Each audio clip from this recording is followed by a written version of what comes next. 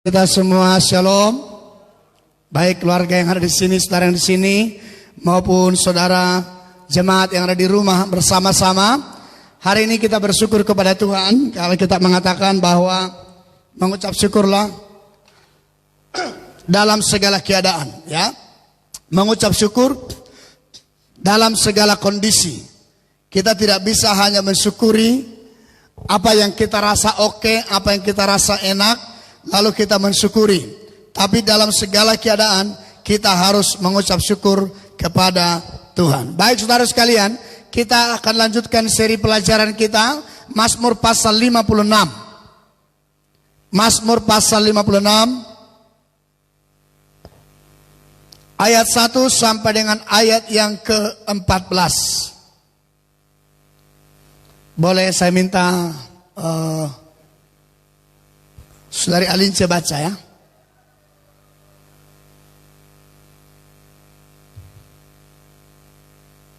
Oke, biar saja.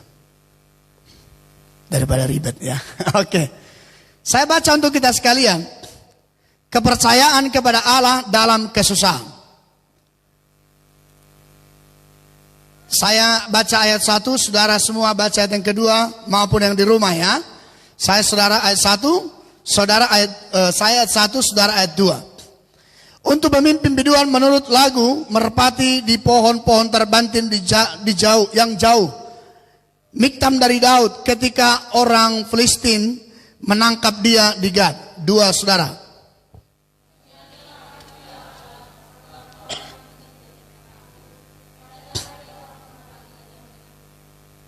Seteru-seteruku menginjak-injak aku sepanjang hari. Bahkan banyak orang memerangi aku dengan sombong. 4. Boleh lebih keras yang di sini ya. Kepada Allah yang firman-Nya kupuji. Kepada Allah aku percaya, aku tidak takut. Apakah yang dapat dilakukan manusia terhadap aku? 6.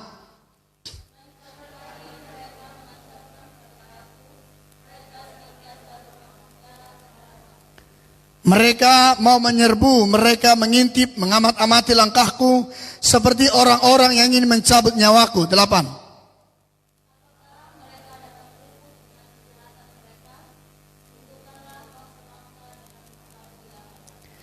Sengsaraku engkaulah yang menghitung-hitung, air mataku kau taruh dalam kirbatmu. Bukankah semuanya telah kau daftarkan? 10.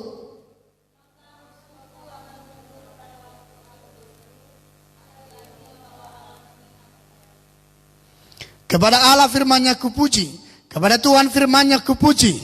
12.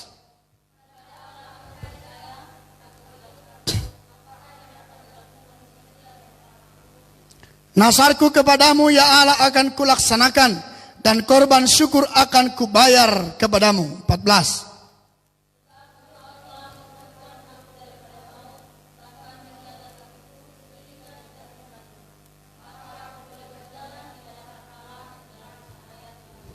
Iya, baik saudaraku sekalian, saya akan berikan tema firman Tuhan untuk kita renungkan pagi ini menjadi berkat bagi kita di pagi hari ini.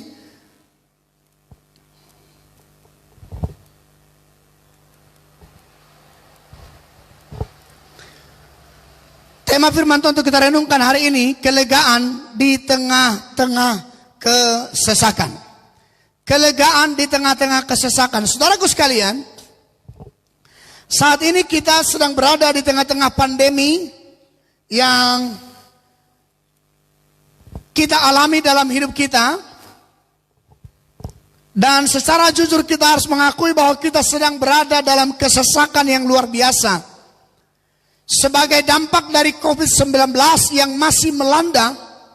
Dan pemerintah menetapkan agar kita mengikuti aturannya dalam PPKM yang dibuat oleh pemerintah. Semua kita harus mengikuti. Gereja Tuhan adalah orang-orang pertama. Perhatikan saudara, gereja Tuhan, jemaat Tuhan, orang Kristen adalah orang-orang pertama yang harus taat pada peraturan pemerintah. Ya, harus taat pada peraturan pemerintah. Dibuat pembatasan-pembatasan termasuk untuk kita bisa beribadah secara bersama-sama, ya. Tentu ini membuat kita terhimpit. Tentu ini membuat kita mengalami himpit yang luar biasa, serba terbatas. Dan mungkin kita tidak tahu harus berbuat apa di hari-hari ini, saudara. Kalau kita perhatikan teks pembacaan kita, ini juga situasi seperti ini juga dialami oleh Daud. Memang bukan corona waktu itu, tapi dia ditangkap oleh musuh, ditangkap oleh orang Gad, ditangkap oleh orang Filistin di Gad. Dia lewat dari Saul, dia ditangkap oleh musuh bebuyutan orang Filistin. Dan ini membuat dia cukup tersesat, ini membuat dia cukup sangat-sangat terhimpit dalam hidupnya. Dan seolah-olah dia tidak tahu lagi harus berbuat apa dalam hidupnya. Tetapi dalam teks ini kita melihat beberapa hal yang disampaikan oleh pemazmur Daud di sini. Bagaimana kita bisa mengalami kelegaan.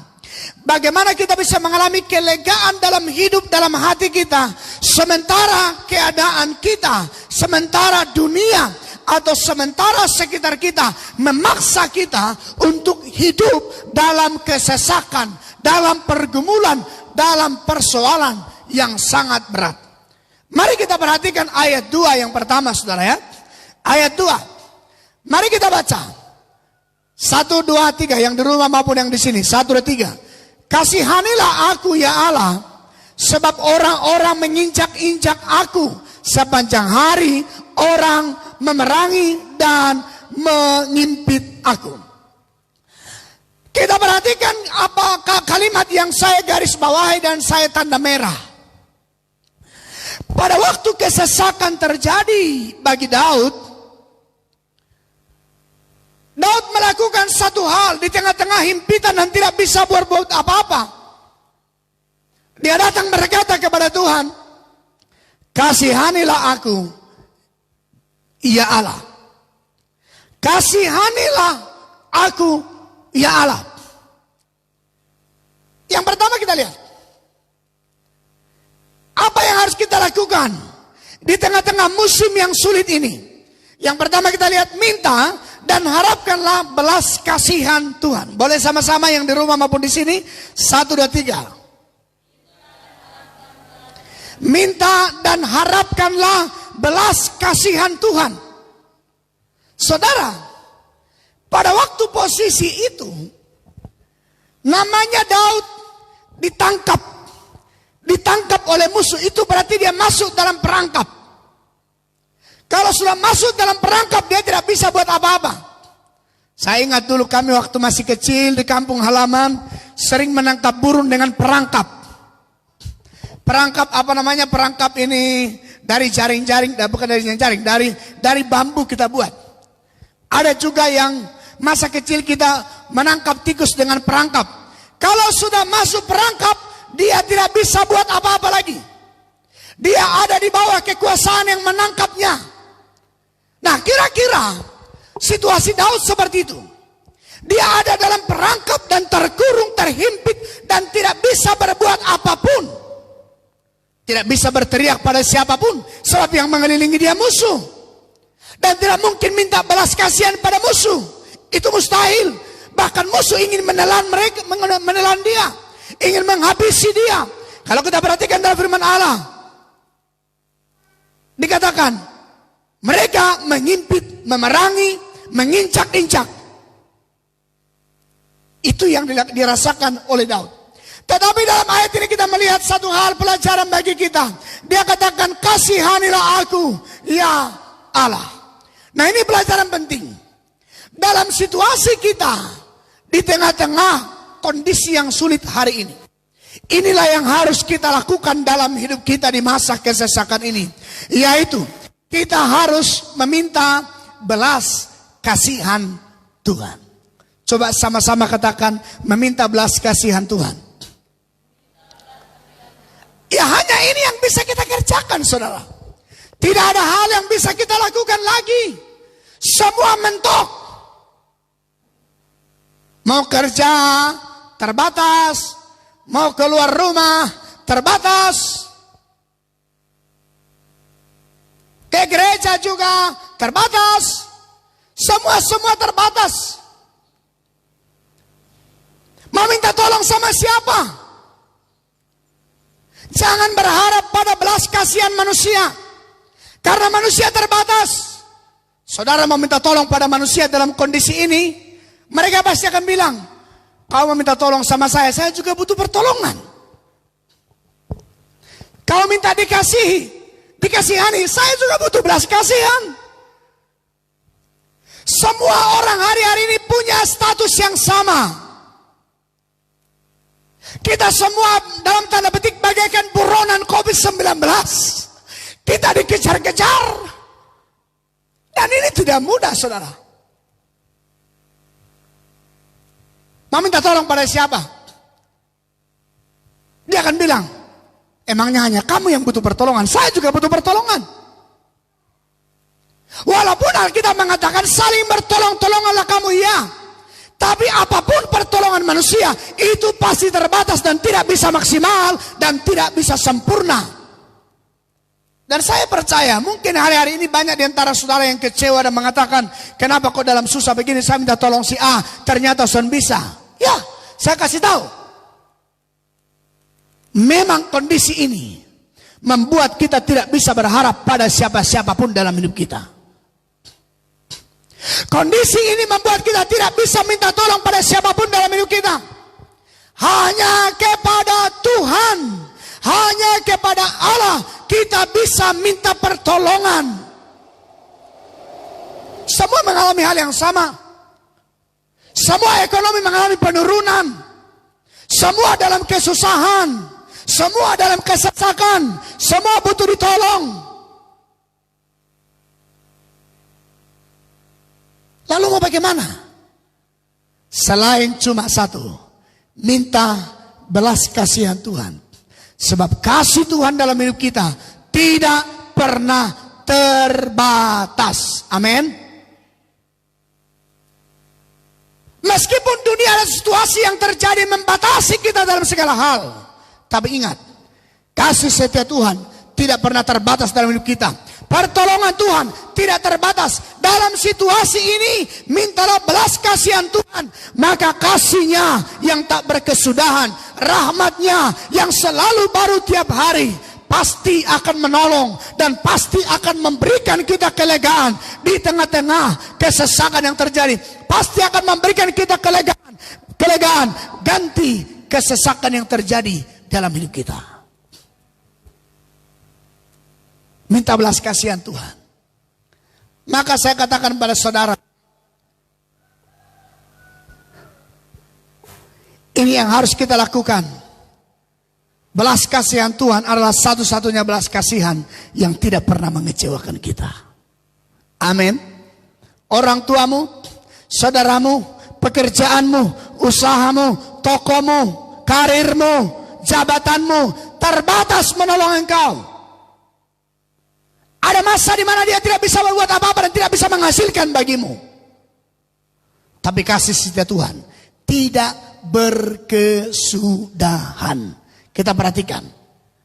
Ratapan 3:21 sampai 22. Tetapi hal-hal inilah yang kuperhatikan, oleh sebab itu aku akan berharap. Tak berkesudahan kasih setia Tuhan, tak habis-habisnya rahmatnya. Ayat, masih ada satu lagi ya, 23 sebenarnya. Tak berkesudahan kasih setianya, tak habis-habisnya rahmatnya, selalu baru tiap pagi, besar kesetiaannya. Saudara mau melihat Tuhan bekerja memberi kelegaan bagi saudara di musim pandemi ini? Dengar, harapkan dan mintalah belas kasihan Tuhan. Amin. Depanmu mengecewakan, kananmu mengecewakan, kirimu buntu, belakang buntu. Tapi ke atas, belas kasihan Tuhan belum pernah mengalami kebuntuan. Yang percaya sama-sama katakan amin. Saudara yang di rumah, saudara harus percaya bahwa Tuhan kasih-Nya tidak pernah berubah dalam hidup kita. Ya, kita perhatikan. Ya, kita perhatikan ini.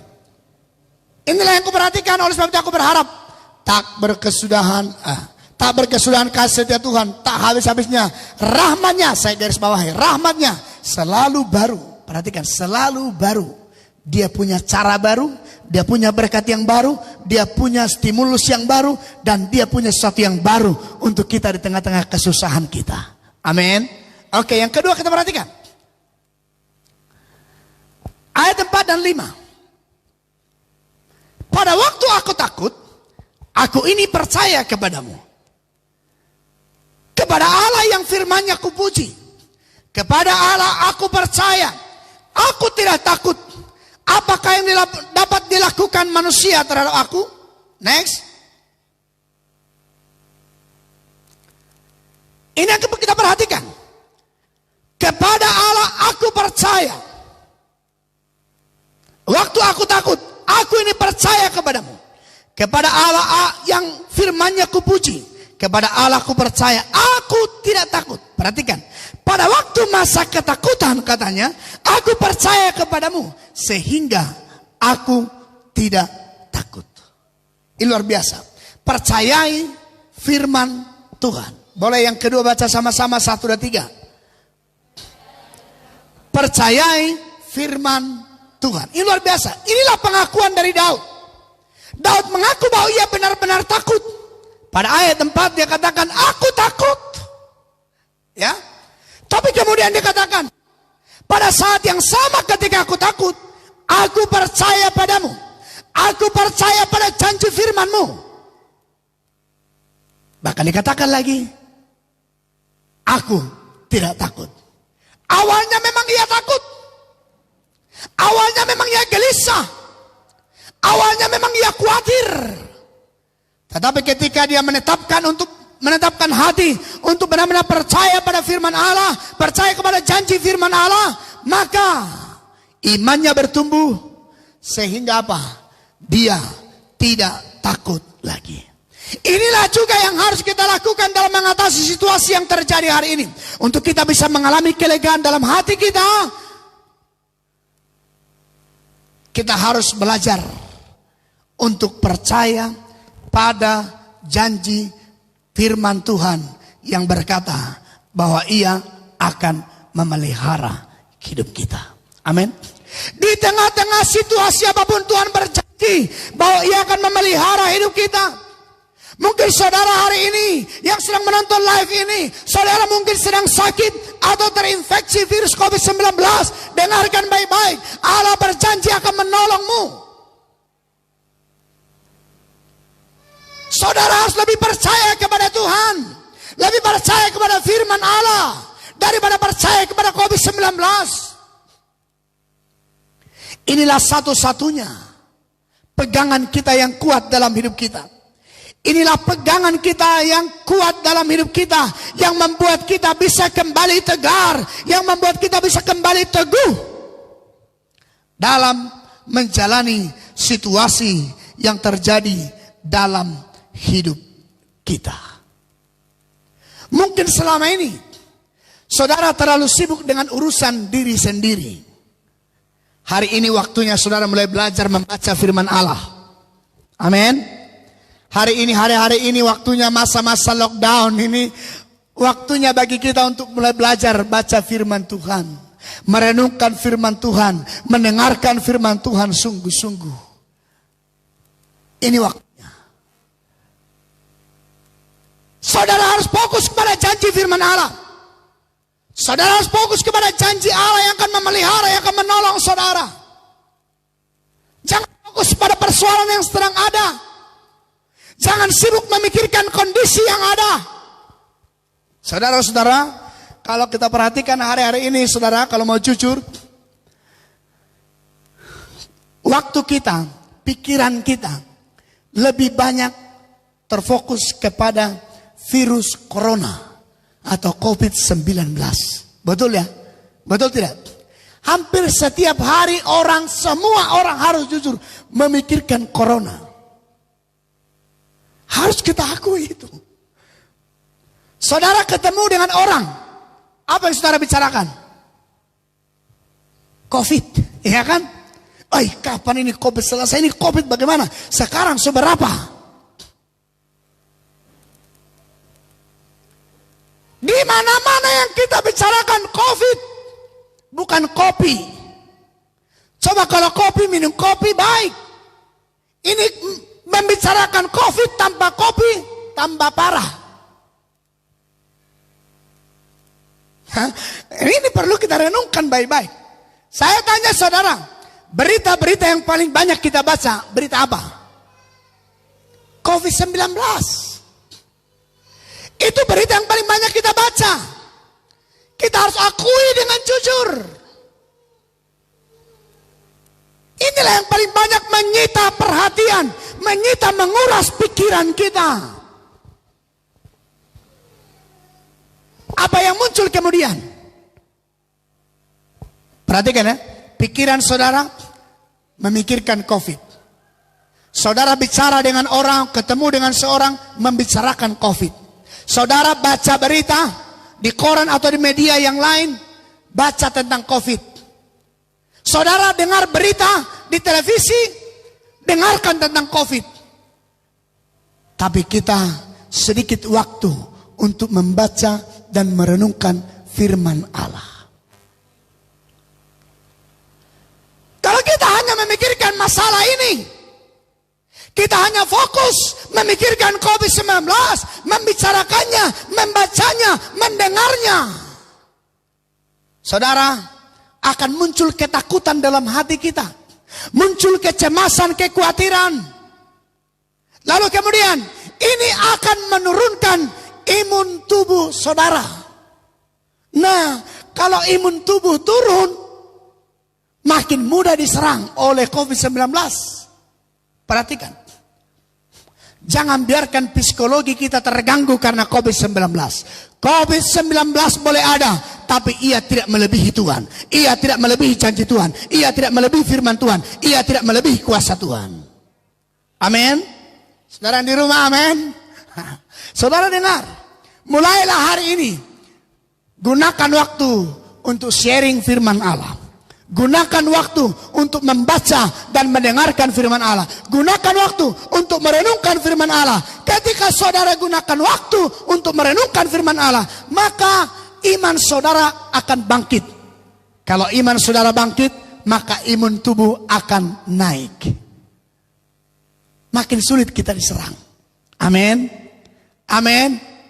Apalagi kalau beli vitamin, uang sone ada. Uang tidak cukup beli vitamin, dengar. Tahu saya pikir terlalu banyak.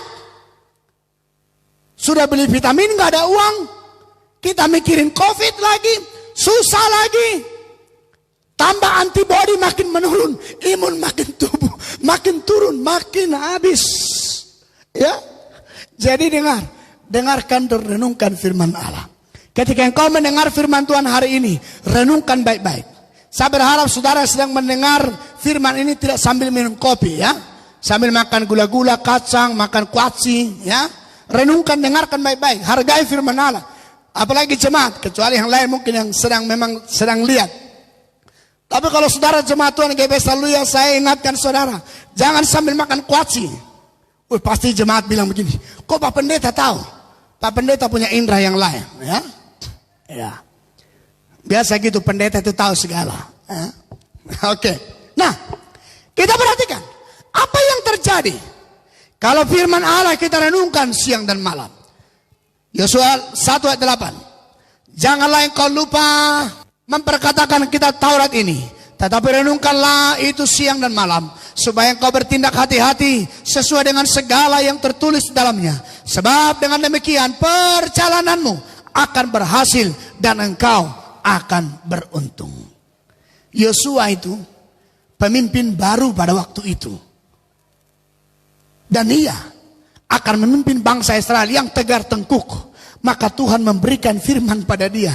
Supaya mengatakan, renungkan firman Allah. Supaya perjalanan beruntung. Walaupun berat. Tapi engkau akan diberkati. Karena ada firman Allah. Ada satu firman Allah mengatakan, bukan saja oleh roti manusia boleh hidup, tetapi oleh segala sabda yang dari mulutnya Allah. Renungkan, dengarkan firman Allah, lakukan firman Allah. Meski di tengah-tengah situasi sulit, engkau akan melihat penjagaan pemeliharaan Tuhan berlangsung dalam hidup saudara. Ada kelegaan, ada sukacita oleh firman Allah dalam hidup saudara pribadi lepas pribadi. Lanjut yang ketiga. Ayat 13. Sama-sama kita baca yang di rumah maupun yang di pastori. 1, 2, 3. Nasarku kepadamu, ya Allah, akan kulaksanakan, dan korban syukur akan kubayar kepadamu. Luar biasa. Daud sedang mengalami himpitan.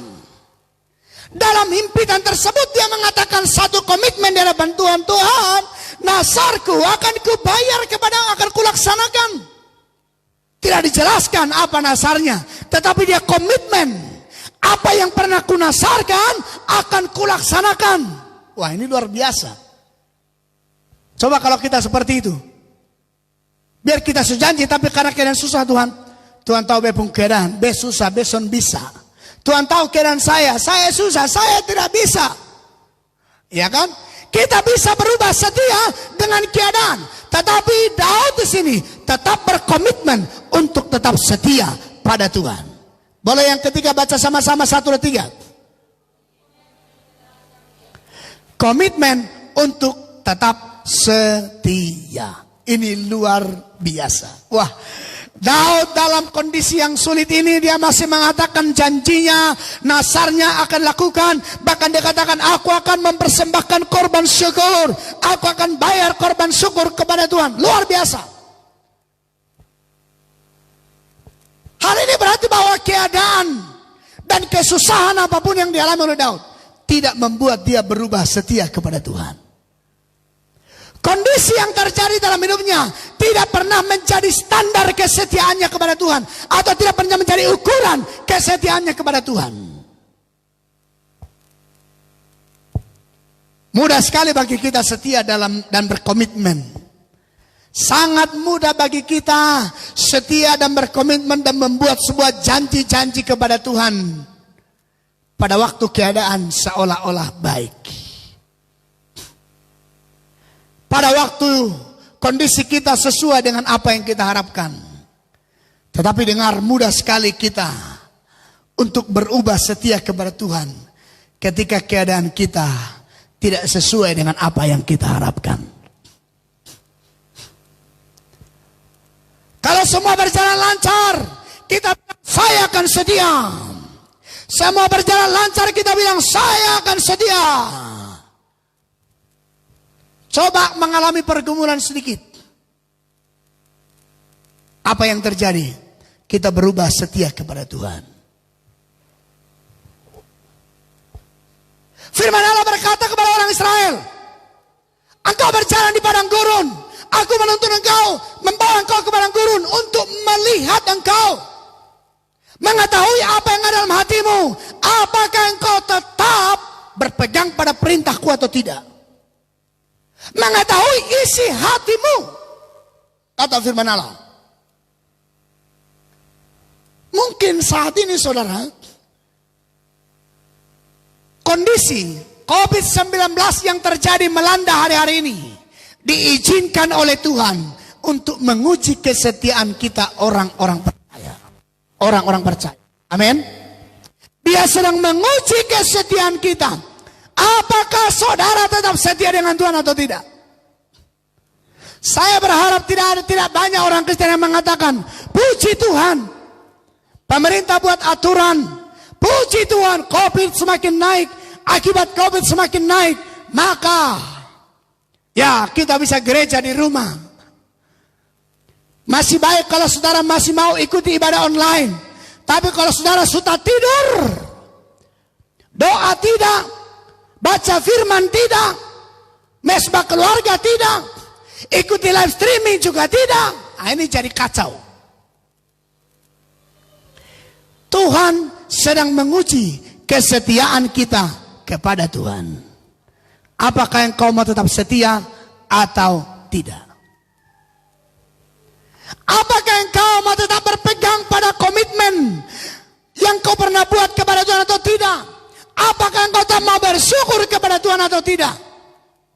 Apapun keadaannya, apapun kondisinya, tetap setia beribadah meski hanya di rumah masing-masing. Amin. Yang di rumah tolong jangan ngantuk. Ini masih jam 8. Kayaknya ada yang ngantuk di rumah nih. Ya. Mungkin selimutnya mungkin terlalu tipis atau terlalu tebal. Oke. Tetap berkomitmen kepada Tuhan.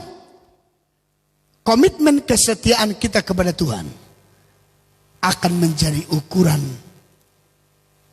apakah kita kuat menghadapi tantangan ini atau tidak. Komitmen kesetiaan kita kepada Tuhan pasti akan mendatangkan berkat, mendatangkan sukacita, mendatangkan kelegaan, mendatangkan kekuatan, bahkan mendatangkan harapan baru di tengah-tengah situasi yang sulit ini. Amin, saudaraku. Anggaplah kondisi yang ada ini adalah ujian kesetiaan bagi kita. Apakah engkau tetap setia kepada Tuhan atau tidak? Dengar baik-baik. Pemerintah tidak melarang kita untuk beribadah. Dengar, saya perlu sampaikan ini. Pemerintah tidak pernah melarang kita untuk beribadah.